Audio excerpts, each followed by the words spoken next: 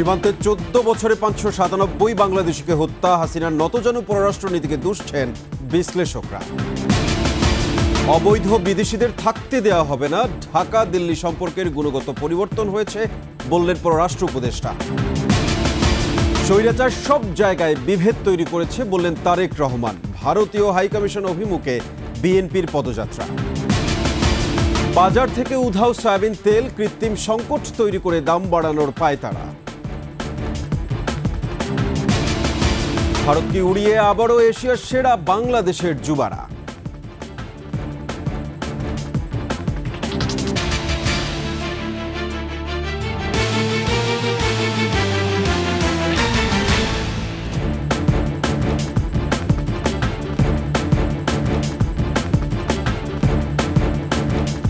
শুনছিলেন সংবাদ শিরোনাম, আমন্ত্রণ রাতের 21 সংবাদে, সাথে আছে আমি সামিয়া।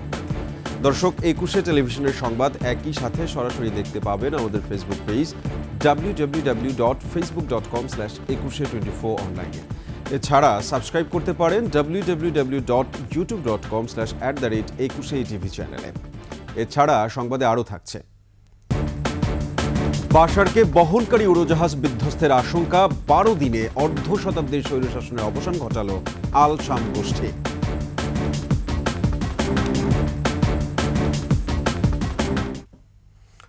আওয়ামী লীগের 15 বছরের শাসনামলে ভারত বাংলাদেশের অভূতপূর্ব বন্ধুত্বপূর্ণ সম্পর্কের কথা বলা হলেও বন্ধ হয়নি সীমান্তে হত্যা। এর পেছনে কাজ করেছে 53 বছরের পররাষ্ট্রনীতি, এমনটাই বলছেন আন্তর্জাতিক সম্পর্ক বিশ্লেষক ও মানবাধিকার কর্মীরা। সীমান্তের 2 কিলোমিটারের মধ্যে আগ্নেয়াস্ত্রের ব্যবহার বন্ধের তাগিদও দিচ্ছেন তারা। মানিক শিকদারের রিপোর্ট। গেল শুক্রবার ভারতীয় সীমান্তরক্ষী বাহিনী বিএসএফের গুলিতে পঞ্চগড়ে নিহত হন আনোয়ার হোসেন নামে এক ব্যক্তি। এর আগে মৌলভীবাজারের জুড়ি সীমান্তে নিহত হয় কিশোরী স্বর্ণা। 2011 সালে ফেলানীকে হত্যা করে কাঁটাতারে ঝুলিয়ে রাখার পৈশাচিক ঘটনায় ঝড় উঠে বিশ্বজুড়ে। বাংলাদেশ ও ভারতের মধ্যে আন্তর্জাতিক সীমানা রয়েছে প্রায় 4156 কিলোমিটার দৈর্ঘ্যের। আর এই সীমান্ত জুড়ে বাংলাদেশি হত্যা যেন অতি সাধারণ ঘটনা। বিভিন্ন অজুহাতে ভারতের কোনো না কোনো জায়গায় আমরা দেখতে পাচ্ছি যে আমাদের বাংলাদেশের অনেকে মারা যাচ্ছে বা ধরে নিয়ে যাওয়া হচ্ছে বা তাদেরকে অত্যাচার করা হচ্ছে। কিন্তু আমি এখানে একটা বলতে চাই যে আমাদের পররাষ্ট্র নীতি তো অবশ্যই দায়ী। একই সঙ্গে আমি মনে করবো যে খুবই দুর্বল পররাষ্ট্র নীতি আমাদের। 2009 থেকে 2013 সালের মধ্যে বিএসএফ এর হত্যাকাণ্ডের শিকার হয়েছে 597 জন বাংলাদেশি। এর মধ্যে অন্তত 400 জন নিহত হয়েছে গুলিতে, বাকিরা প্রাণ হারিয়েছে নির্যাতনে। বিগত সরকার যেটা চলে গেছে সেটা তো বেশিরভাগই আমরা দেখেছি যে ভারত সরকার যেদিকে যা বলেছে সেটাই করা হয়েছে। সুতরাং এখানে আমাদের সেই বিষয়টা ছিল না। বরঞ্চ আমরা যদি আরেকটু আগে যাই, আমাদের যে বিডিআর এর যখন হত্যাকাণ্ড হয়নি তার আগে যদি যাই, তখন আমরা দেখেছি যে সীমান্ত কিন্তু অনেকখানি শক্তিশালী ছিল। নানা ধরনের সমঝোতা চুক্তি আর একের পর এক প্রতিশ্রুতির পরও বন্ধ হয়নি বিএসএফ এর প্রাণঘাতী অস্ত্রের ব্যবহার। এটা যদি ভারত চীন বর্ডার করতে পারে যে 2 কিলোমিটার দুই পাশে তারা ফায়ার আর্মস আনবে না, তাহলে আমরা কেন করতে পারছি না? কারণ প্রশ্ন হচ্ছে স্মাগলার যে তাকে তুমি অ্যারেস্ট করতে পারো, কিন্তু তাকে মেরে ফেলা তো এক্সট্রা জুডিশিয়াল কিলিং হয়ে যাচ্ছে যদি না সে আর্মড হয়।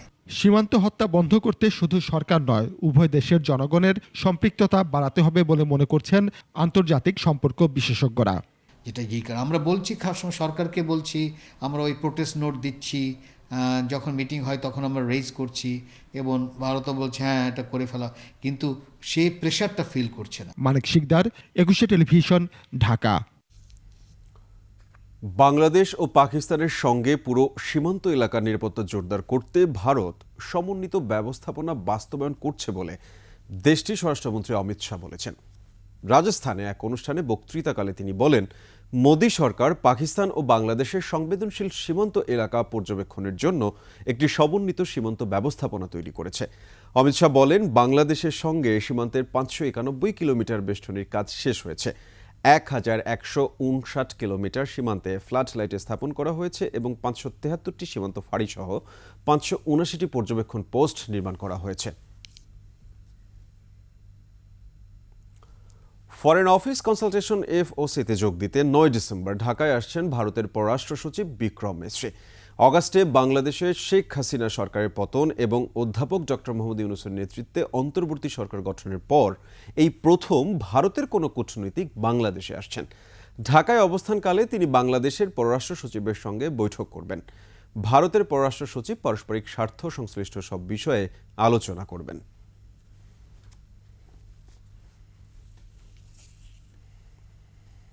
ভারতের সাথে আস্থা এবং বন্ধুত্বের সম্পর্ক যেন অটুট থাকে, সে বিষয়কে সর্বোচ্চ গুরুত্ব দিতে হবে পররাষ্ট্র সচিব পর্যায়ের বৈঠকে।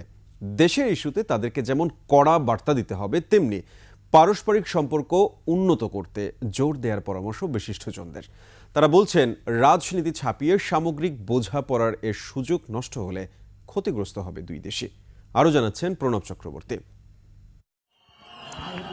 সম্প্রতি ভারতে বাংলাদেশের দূতাবাসে হামলা, জাতীয় পতাকার অবমাননা সহ সেদেশের কর্মকাণ্ড বিতর্কের জন্ম দিচ্ছে প্রতিনিয়ত, যার ফলে সম্পর্ক নষ্ট হচ্ছে দুই দেশের।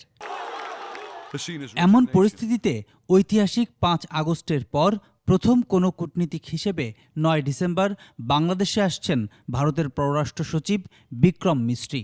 আলোচনা হবে দুই দেশের দ্বিপক্ষীয় বিভিন্ন ইস্যুতে। বিশিষ্টজনরা বলছেন, রাজনৈতিক মতাদর্শের বাইরে পারস্পরিক স্বার্থ এবং বন্ধুত্ব বজায় রাখতে সর্বোচ্চ গুরুত্ব দিতে হবে বৈঠকে। আস্থার ঘাটতি তৈরি হয়েছে। এই আস্থার ঘাটতিটা অ্যাড্রেস করার জন্যে দুই পক্ষ থেকেই খুবই কার্যকর পদক্ষেপ নেওয়া। পার্টি সিস্টেমে গভর্নমেন্ট পরিবর্তন হয়, সম্পর্কটা হওয়া দরকার দেশের সাথে দেশের। যদি এই ভিজিটটা ফেল করে তাহলে তো এটা সম্পর্ক আরও খারাপ হবে। একটা পর্যায়ে এমন আসতে পারে যেটা আমাদের উভয় দেশের জন্য ক্ষতি। বিশ্লেষকরা বলছেন, বাংলাদেশ ভারতের কাছে অধিক গুরুত্বপূর্ণ বিবেচনায় নিয়ে এ সফরে বাংলাদেশকে দিতে হবে স্পষ্ট বার্তা। এই যে ভারতের পররাষ্ট্র সচিব সফর করছেন, এটাই বাংলাদেশ যে ভারতের কাছে গুরুত্বপূর্ণ সেটা বোঝার জন্য এটা পর্যাপ্ত একটা দৃষ্টান্ত। যেটা বাংলাদেশের ইন্টারিম গভর্নমেন্টের বক্তব্য, সেটা বাংলাদেশ গভর্নমেন্ট ভারতের পররাষ্ট্র সচিবের কাছে তুলে ধরবেন এবং আমার ধারণা এখানে অনেক বিষয় সুরাহা হবে। এই পরিবর্তনটা যেটা আসছে বাংলাদেশে, এটা ইন্ডিয়া গ্রহণ করতে পারছে না। গ্লোবাল সিচুয়েশনটা, চারদিকে কনফ্লিক্ট, তো আমাদের এখানে যেন শান্তিপূর্ণ থাকে। পররাষ্ট্র সচিব ছাড়াও বিক্রম মিস্ত্রি এই সফরে পররাষ্ট্র উপদেষ্টা এবং প্রধান উপদেষ্টার সাথে সৌজন্য সাক্ষাৎ করবেন, যার রেশ ধরে বন্ধু প্রতিম দেশের সাথে সর্বোচ্চ পর্যায়ের বৈঠক হবে, যাতে দুই দেশই লাভবান হবে, এমন আশা করছেন কূটনীতিকরা। প্রধানমন্ত্রী মোদী আসবেন এখানে বাংলাদেশে, প্রফেসর ইউনূস যাবেন দিল্লিতে। প্রণব চক্রবর্তী, 21 টেলিভিশন, ঢাকা। বিভিন্ন দেশ থেকে বাংলাদেশের বিরুদ্ধে ছড়ানো অপতথ্য গুজব ঠেকাতে মেটার সহায়তা চেয়েছে বাংলাদেশ। সামাজিক যোগাযোগ মাধ্যম ফেসবুকের মূল প্রতিষ্ঠান মেটার মানবাধিকার বিষয়ক পরিচালক মিরান্ডা সিজন্স রাষ্ট্রীয় অতিথি ভবন যমুনায় সাক্ষাৎ করতে এলে এ সহায়তা চান অন্তর্বর্তী সরকার প্রধান উপদেষ্টা ডক্টর মোহাম্মদ ইউনূস। বৈঠক শেষে প্রেস ব্রিফিংয়ে প্রধান উপদেষ্টার প্রেস সচিব শফিকুল আলম জানান, মেটা তার প্ল্যাটফর্ম ব্যবহার করে যে কোনো অপতথ্য ছড়ানোর বিষয়ে সতর্ক আছে বলে জানিয়েছে। সোমবার ইউরোপীয় ইউনিয়নের দেশগুলোর রাষ্ট্রদূতরা প্রধান উপদেষ্টার সাথে বৈঠক করবেন বলেও জানানো হয় ব্রিফিংয়ে। এখানে থার্ড পার্টি আছে যারা মেটার হয়ে ইনভেস্টিগেট করে, ঠিক আছে, তারা দেখছে যে কোথা থেকে সোর্স অফ মিস ইনফরমেশন কোথা থেকে হয়। অনেক ক্ষেত্রে হয় কি, স্টেটের থেকে যদি মেটার নজরে যদি আনতে চান, তাহলে ওরা অনেক সময় স্টেটকে এক ধরনের সংশয়ের চোখে দেখে। কোনো বিদেশি নাগরিককে অবৈধভাবে বাংলাদেশে থাকতে দেওয়া হবে না বলে জানিয়েছেন স্বরাষ্ট্র উপদেষ্টা।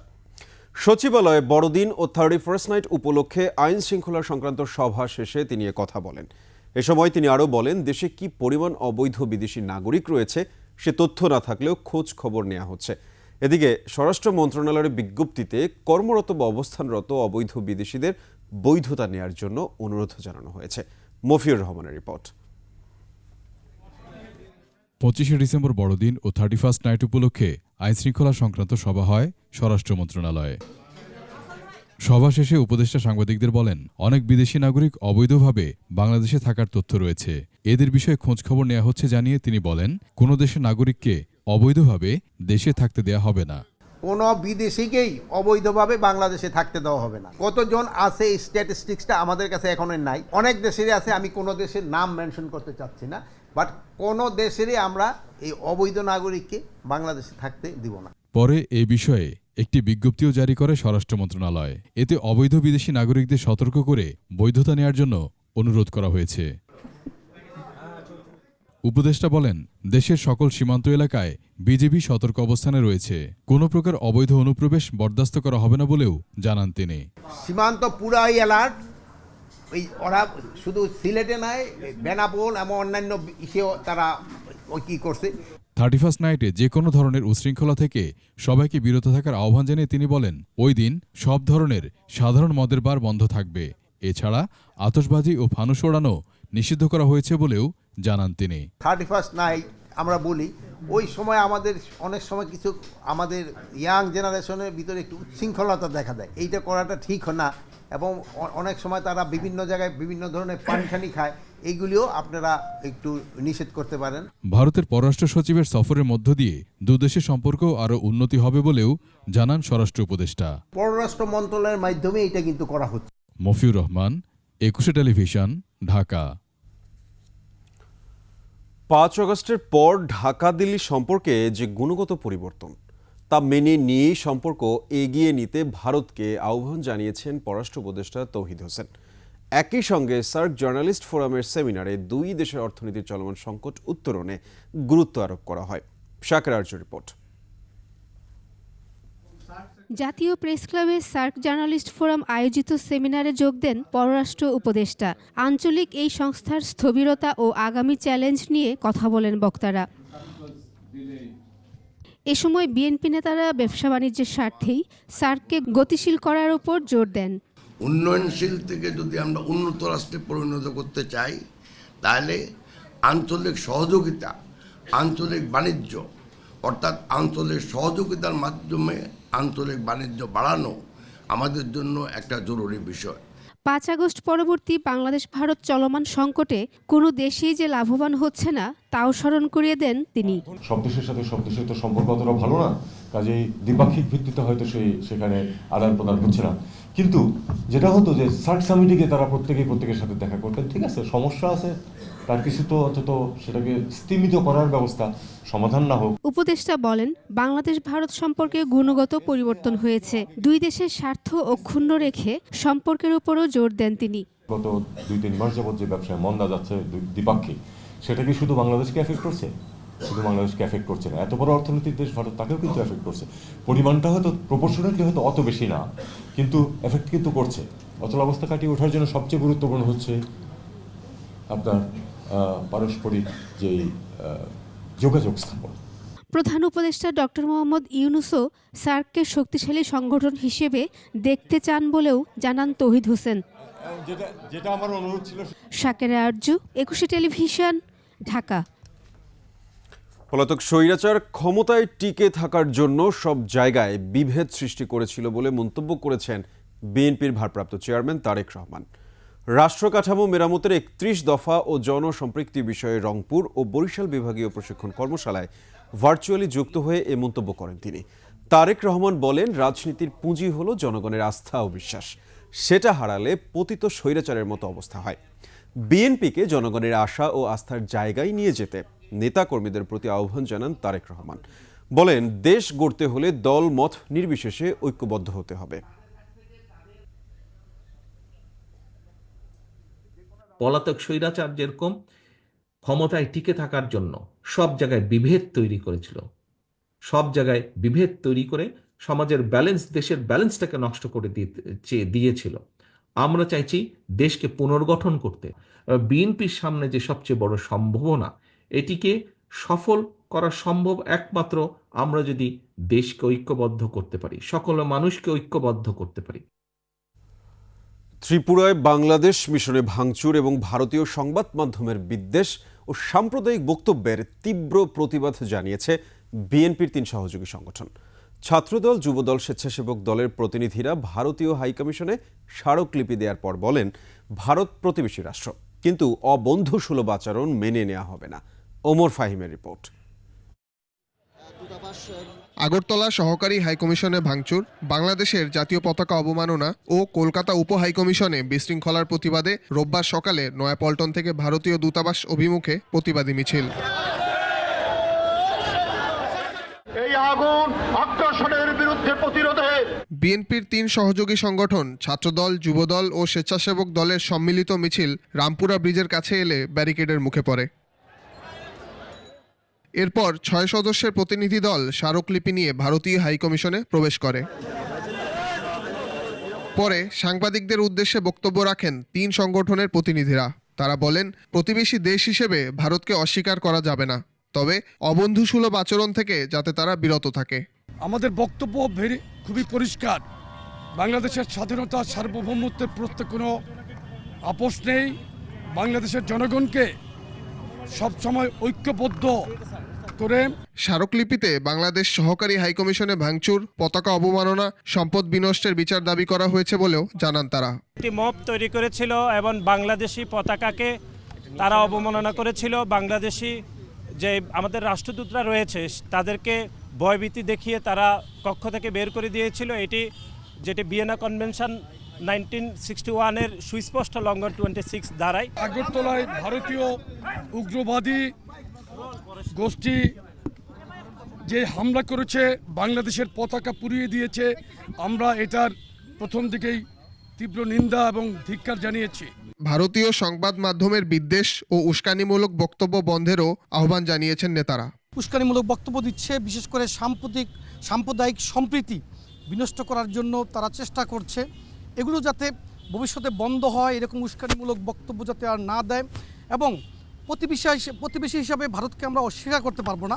ওমর ফাহিম, 21 টেলিভিশন, ঢাকা।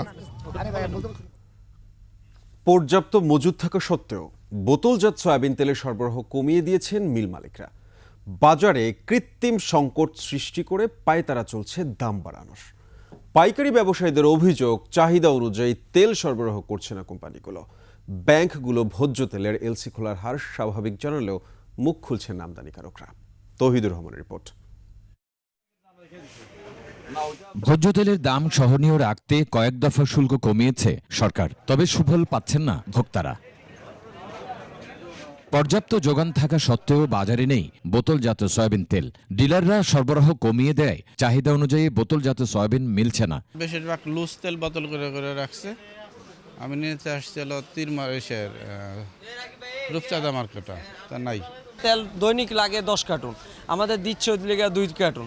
তো 2 কার্টুন দিয়ে তো আমার দোকান চালানো সম্ভব না। এই পরিমাণ তেল থাকার দরকার, তার 1 ভাগ তেলও নাই এখন। বিক্রেতারা বলছেন, চাহিদার মাত্র 10 থেকে 20% বোতলজাত সয়াবিন তেল সরবরাহ করছে কোম্পানিগুলো। আবার কোনো কোম্পানি সয়াবিনের সাথে আটা ময়দা কিনতেও বাধ্য করছে। কিছু কোম্পানি তো আমরা তেল আনতে গেলে তেলের সাথে আটা আনতে হয়, সুজি আনতে হয়, চাউল আনতে হয়, চাপাতি আনতে হয়। প্রাপ্ত তথ্য বলছে 2023-24 অর্থ বছরে জুলাই থেকে অক্টোবর পর্যন্ত 4 মাসে ভোজ্য তেল আমদানি হয়েছিল $70 কোটি 44 লাখ ডলারের। চলতি অর্থ বছরের একই সময়ে আমদানি হয় $66 কোটি 69 লাখ ডলারের ভোজ্য তেল। আমদানি প্রায় স্বাভাবিক রয়েছে। আগে মানে কত লিটার পাইতাম বলে না, গোডাউনে বাইদে 4-5 তেল থাকতো। আমারও ওই গোডাউনে বাইদে কিছু নেই। এখন তো চাহিদা বেশি, এখন তো মনে হচ্ছে আমার আরো লাগবে, তার কোম্পানি দেওয়া সম্ভব না। ব্যাংকাররা জানান, ভোজ্য তেলের আমদানির এলসি খোলার হার এখন স্বাভাবিক। সংকটের জন্য সিন্ডিকেটকে দায়ী করেন তারা। যেহেতু এখানে প্লেয়ারের সংখ্যা বেশি না, কম সংখ্যক এখানে কিন্তু আছেন, সো কিছু হয়তো আপনারা চেষ্টা করছেন এই সুযোগটাকে কাজে লাগানোর জন্য। সয়াবিন তেলের সংকট নিয়ে ক্যামেরায় এমনকি টেলিফোনে কথা বলতে রাজি হননি আমদানিকারক প্রতিষ্ঠানের প্রতিনিধিরাও। দেশে বছরে ভোজ্য তেলের চাহিদা 24 লাখ টন, এর মধ্যে 21 লাখ টন আমদানি নির্ভর। মূলত 5 থেকে 6টি গ্রুপ ভোজ্য তেল আমদানি করে। জানা যায়, আন্তর্জাতিক বাজারে মূল্যবৃদ্ধির অজুহাতে স্থানীয় বাজারে ভোজ্য তেলের মূল্য বাড়াতে সরকারের বিভিন্ন পর্যায়ে দেন দরবার করছেন আমদানিকারকরা। তৌহিদুর রহমান, 21 টেলিভিশন, ঢাকা।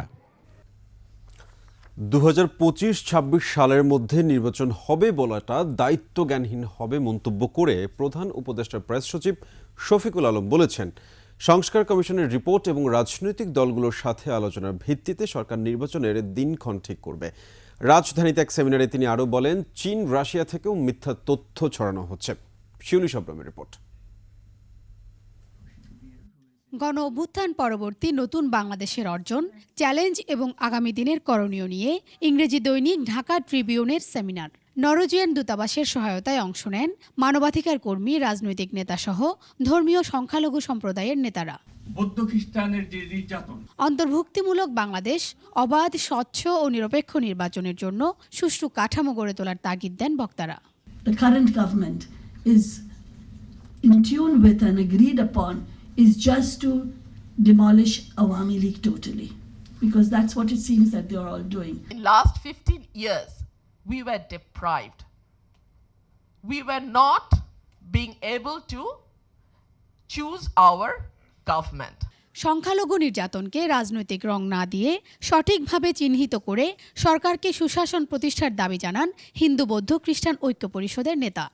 আপনার সাম্প্রদায়িকতা কমান, সাম্প্রদায়িকতা চলছে না, রাজনৈতিক কথা বলে এটাকে আমার মনে হয় উড়িয়ে দেওয়া ঠিক হবে না। তবে সংখ্যালঘু নির্যাতনের অভিযোগ অস্বীকার করে প্রধান উপদেষ্টার প্রেস সচিব বললেন, এগুলো অপসাংবাদিকতা। শুধু ভারত নয়, চীন রাশিয়া থেকেও মিথ্যা তথ্য ছড়ানো হচ্ছে। We have invited all of them to visit Bangladesh, meet our people, meet the Hindu leaders, meet the minorities, to see what kind of country Professor Yunus has been leading over the last 4 months. ভোটের জন্য উল্লেখযোগ্য সংস্কার করতে হবে জানিয়ে press সচিব বলেন, 31 ডিসেম্বরের মধ্যে সংস্কার কমিশনগুলো রিপোর্ট দেবে। If we say that election will be held in December 2025 or 26, it will be just insincere for our part. We think that these reforms, like whatever the political parties agree upon, is going to determine the date of elections.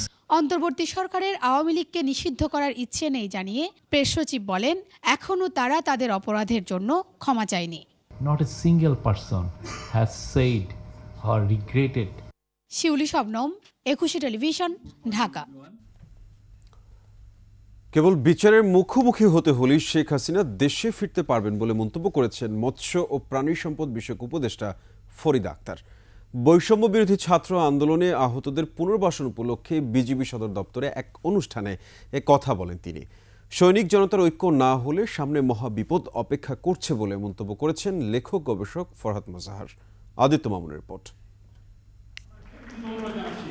বৈষম্য বিরোধী ছাত্র আন্দোলনে আহত 7 জনকে BGB আয়োজিত সহায়তা বিষয়ক অনুষ্ঠান যোগ দেন স্বরাষ্ট্র ও মৎস্য বিষয়ক উপদেষ্টা সহ বিভিন্ন জন। পর্যায়ক্রমে আন্দোলনে আহত শতাধিক ব্যক্তিকে সহায়তার ঘোষণা দেন বিজিবি মহাপরিচালক। বিজিবি হাসপাতালে চিকিৎসা প্রদান করা ছাড়াও পিলখানা ট্র্যাজেডিকে পরিকল্পিত হত্যাকাণ্ড উল্লেখ করে দ্রুত বিচার শেষ করার দাবি জানান বৈষম্য বিরোধী আন্দোলনের আহ্বায়ক হাসনাত আব্দুল্লাহ। এতদিন পর্যন্ত যারা কারাগারে রয়েছে, ট্রায়াল অ্যান্ড ইররের মধ্য দিয়ে যাচ্ছে, দ্রুততম সময়ের মধ্যে যেন এই বিচারটিকে নিষ্পত্তি করা হয়। সাবেক সরকার সৈন্যদের জনতার বিপক্ষে ব্যবহার করেছিল বলে অভিযোগ করেন ফরহাদ মজহার। সৈনিকের মর্যাদা যে জাতি বুঝতে পারে না, কথায় কথায় সৈনিককে নিন্দা করে, এই জাতি কখনো বড় কিছু হতে পারবে না। ভারতে যেন কোনোভাবে ইলিশ পাচার না হয় সেদিকে সতর্ক দৃষ্টি রাখার আহ্বান জানান মৎস্য ও প্রাণী সম্পদ উপদেষ্টা। তিনি বলেন, একমাত্র বিচার ছাড়া শেখ হাসিনার দেশে ফেরার পথ নেই। আগে আদালতের কাঠগড়ায় দাঁড়াতে হবে এবং সেই ছাড়া হাসিনার বাংলাদেশ আর কোথাও জায়গা নেই। অনুষ্ঠানে কথা বলেন স্বরাষ্ট্র উপদেষ্টাও। সীমান্ত রক্ষায় বিজিবির ভূমিকার প্রশংসা করেন তিনি। বিডিআরের কাজ তো ইন্টারনালে শান্তি রক্ষা নয়, তাদের কাজ হলো বর্ডারে এখন যে আমাদের একটা ছোটোখাটো একটা উত্তেজনা বিরাজ করছে তা প্রতিহত করা। ভারতীয় ষড়যন্ত্র উস্কানিতে সবাইকে সতর্ক থাকার আহ্বান জানান বক্তারা। এটা যদি আমরা না করতে পারি। আদিত্য মামুন, 21 টেলিভিশন, ঢাকা। শেখ হাসিনার সরকারের আমলে লুটপাট করতে ব্যাংকগুলোকে পারিবারিক ব্যাংকে পরিণত করা হয়েছিল বলে মন্তব্য করেছেন ডিবেট ফর ডেমোক্রেসির চেয়ারম্যান হাসান আহমেদ চৌধুরী কিরণ। আর সিপিডির নির্বাহী পরিচালক মনে করেন, তখন ব্যবসায়ীদের সুবিধা দিতেই সুদের হার বাড়ানো হয়েছিল। হোটেলে বসে যে সিদ্ধান্ত নিত, বাংলাদেশ ব্যাংক সেই সিদ্ধান্তকেই, সেই সুদ হারকে, সেই ডলারের দামকে কিন্তু তারা মেনে নিত। আমি মনে করি এই যে বাংলাদেশ ব্যাংকের যে নীতিগত ভুল ছিল, সেই নীতিগত ভুল শুধরানোর জন্য আমাদের বর্তমান যে গভর্নর রয়েছেন, বর্তমান যে উপদেষ্টা রয়েছেন, তারা অত্যন্ত চ্যালেঞ্জের সাথে কাজ করেছেন। ব্যাংকগুলো রাজনৈতিক বিবেচনা দেওয়া হচ্ছে, লুটপাট করার জন্য দেখা হয়েছে, পারিবারিক ব্যাংক হিসেবে সেখানে তৈরি করে দেওয়া হয়েছে। যখন মূল্যস্ফীতি 9.5%, 10% পৌঁছে যায়, তখনও আমরা কিন্তু এই সুদের হারটাকে ধরে রেখেছিলাম ব্যবসায়ী গোষ্ঠীকে স্বস্তি দেওয়ার জন্য, কিন্তু অন্যদিকে সাধারণ মানুষ সেটার ভোগান্তির শিকার হচ্ছিল। জোর করে ভুল শিক্ষা দিয়ে কিছুই অর্জন করা যায় না। 5ই আগস্টের শিক্ষার্থীরা এর প্রমাণ দিয়েছে বলে মন্তব্য করেছেন বিএনপির স্থায়ী কমিটির সদস্য ডক্টর আব্দুল মঈন খান। নরসিংদীর পলাশ সেন্ট্রাল কলেজের নবীনবরণ অনুষ্ঠানে হাসিনা সরকার পাঠ্যপুস্তক নিয়ে অনেক ষড়যন্ত্র করেছে মন্তব্য করে মঈন খান বলেন, ইতিহাস বিকৃত করে 15 বছরে শিক্ষার্থীদের অনেক ভুল শিক্ষা দেয়া হয়েছে। পৃথিবীর ইতিহাসে ফরাসি বিপ্লবে কারাগার ভাঙার যে তাৎপর্য রয়েছে, নরসিংদীর শিক্ষার্থীরা আন্দোলনে কারাগার ভেঙে এর প্রমাণ দিয়েছে বলে মন্তব্য করেন তিনি।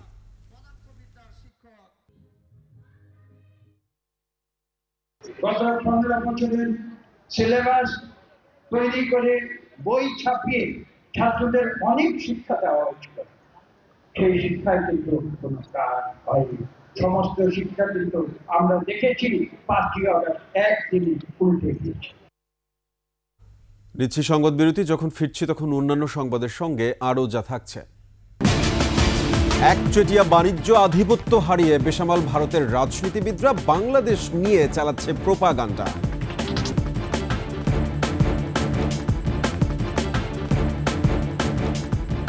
আমন্ত্রণ আবারও রাতের 21 সংবাদে। শেখ হাসিনার আমলে বাংলাদেশের কাছ থেকে চাহিদামাফিক সব সুবিধাই পেয়েছে ভারত। পট পরিবর্তনের পরে বদলে গেছে অনেক হিসেব নিকেশ। একচেটিয়া আধিপত্য ও সুবিধা হারিয়ে অনেকটাই বেসামাল ভারতের গণমাধ্যম ও রাজনৈতিক নেতারা। নিজেদের নীতিগত ভুল হজম করতে না পেরে বাংলাদেশকে নিয়ে চালাচ্ছে নানান প্রোপাগান্ডা। দ্বিপাক্ষিক বাণিজ্যে সুবিধাজনক অবস্থা থেকেও ভারত সৃষ্টি করছে পরিকল্পিত অস্থিরতা। বিশ্লেষকদের মতামত নিয়ে আকবর হোসেন সুমনের প্রতিবেদন। মুক্তিযুদ্ধ পরবর্তী বাংলাদেশের সঙ্গে প্রতিবেশী ভারতের সম্পর্ক 5 দশকের বেশি সময়ের। দুদেশের মধ্যকার দ্বিপাক্ষিক বাণিজ্যের আকার প্রায় $16 বিলিয়ন। এর মধ্যে বাংলাদেশের বাজারে ভারত রপ্তানি করে প্রায় $14 বিলিয়ন পণ্য। বিপরীতে ভারতের বাজারে বাংলাদেশের রপ্তানি এখনও $2 বিলিয়ন অতিক্রম করতে পারেনি। অটোমোবাইল, তুলা, খাদ্যপণ্য সহ ভারতীয় পণ্যের বড় বাজার বাংলাদেশ। পাশাপাশি বাংলাদেশ এখন ভারতের 5ম শীর্ষ রেমিটেন্সের উৎস। গেল 2 দশকে ট্রানজিট সহ বাংলাদেশের ওপর দিয়ে উত্তর পূর্ব রাজ্যগুলোর সাথে বহুমাত্রিক যোগাযোগ স্থাপন করেছে দেশটি। তবুও অনাকাঙ্ক্ষিত ইস্যু নিয়ে হম্বিতম্বি আর সম্পর্ক ছিন্নের হুমকি। তবুও পারস্পরিক নির্ভরশীলতাকে কৌশলে অস্বীকার। পশ্চিমবঙ্গের ভূঁইফোর মিডিয়ার অঘোষিত তথ্যযুদ্ধে 2 দেশের সম্পর্কের টানাপোড়েনে ক্ষতিগ্রস্ত হচ্ছে অর্থনীতি। আর ভূ রাজনৈতিক বৈরিতায় লোকসানে ভারী হচ্ছে ভারতের পাল্লা। বিগত সরকারের আমলে বাংলাদেশ যে ট্রানজিট দিয়েছে, বাংলাদেশ যদি মনে করে যে আমরা এই ট্রানজিট দেব না, এটা ভারতের জন্য অপূরণীয় ক্ষতি হবে, তারা অর্থনৈতিকভাবে লুজার হবে। বাংলাদেশের আর ভারতের সম্পর্ক যদি হোঁচট খায় এবং বাণিজ্য সম্পর্কটা স্লো ডাউন বা বন্ধ হয়ে যায়, একদিকে যেভাবে ভারতের ক্ষতি, কারণ বাংলাদেশ একটা লুক্রেটিভ বায়ার তার বিভিন্ন সার্ভিসেসের, বিভিন্ন গুডসের, অন্যদিকে বাংলাদেশের জন্য বেশ কিছু অসুবিধা হবে আমি মনে করি। প্রাক্তন প্রধানমন্ত্রী শেখ হাসিনাকে কেন্দ্র করে অস্থিতিশীলতা নাকি ধর্মীয় উন্মাদনায় এই সম্পর্কে টানাপোড়েন, তা পরিষ্কার হওয়া উচিত। 15 থেকে 16 বছর ধরে একচেটিয়ার সুবিধা পাচ্ছিল বিগত শেখ হাসিনা সরকারের আমলে। এখন হঠাৎ করে তারা এখানে একটা ধাক্কা খেয়েছে। সুতরাং এই যে তাদের পলিসির যে একটা ব্যর্থতা, এটা যে তাদের নীতিগত একটা ভুল, সেই ভুল থেকে তারা সহজে হজম করতে পারছে না। আমরা অনেক কিছু কমোডিটি, র মেটেরিয়ালস অনেক কিছু ভারত থেকে আমদানি করি।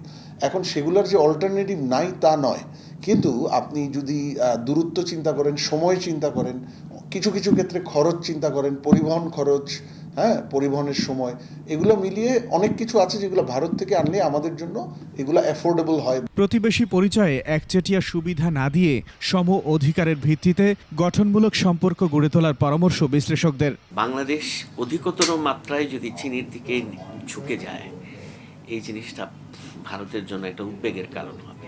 আকবর হোসেন সুমন, একুশে টেলিভিশন, ঢাকা। এবার বাণিজ্য সংবাদ।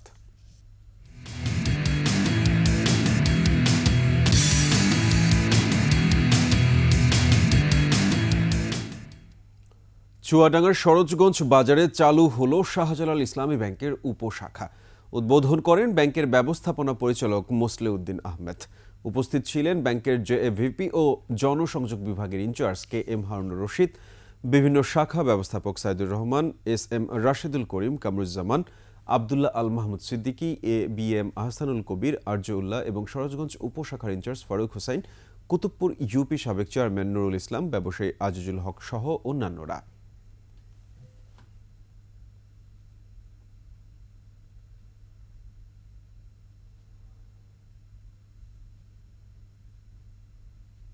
শেষ করছি রাতের 21 সংবাদ। যাবার আগে সংবাদ শিরোনামগুলো আরো একবার। সীমান্তে 14 বছরে 597 বাংলাদেশিকে হত্যা, হাসিনার নতজানু পররাষ্ট্রনীতিকে দুষছেন বিশ্লেষকরা। অবৈধ বিদেশিদের থাকতে দেয়া হবে না, ঢাকা দিল্লি সম্পর্কের গুণগত পরিবর্তন হয়েছে বললেন পররাষ্ট্র উপদেষ্টা। স্বৈরাচার সব জায়গার বিভেদ তৈরি করেছে বললেন তারেক রহমান। ভারতীয় হাইকমিশন অভিমুখে বিএনপির পদযাত্রা। বাজার থেকে উধাও সয়াবিন তেল, কৃত্রিম সংকট তৈরি করে দাম বাড়ানোর পায়তারা। ভারতকে উড়িয়ে আবারও এশিয়ার সেরা বাংলাদেশের যুবারা।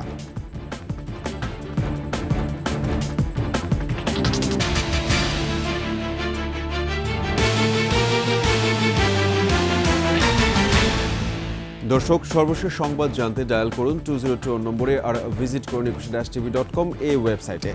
ফেসবুকে ভিজিট করতে পারেন www.facebook.com/2124 অনলাইনে। এছাড়া সাবস্ক্রাইব করতে পারেন www.youtube.com/@21etv চ্যানেলে। এতক্ষণ সঙ্গে থাকার জন্য সবাইকে ধন্যবাদ। পরবর্তী সংবাদ রাত 1টায় দেখার আমন্ত্রণ রইল। 21-এর সাথেই থাকুন।